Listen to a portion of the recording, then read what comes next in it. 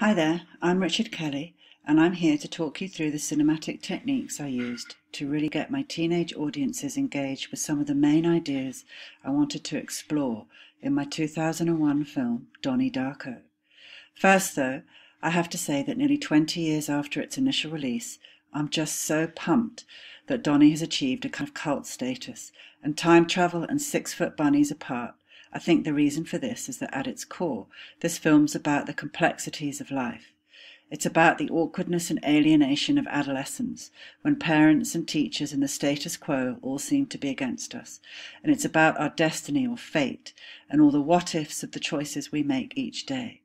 Like life, this isn't a simple film, and I don't set out to offer viewers single answers to this philosophical question about whether our lives are predetermined by a force larger than ourselves, or if we can change the course of our lives through the choices we make.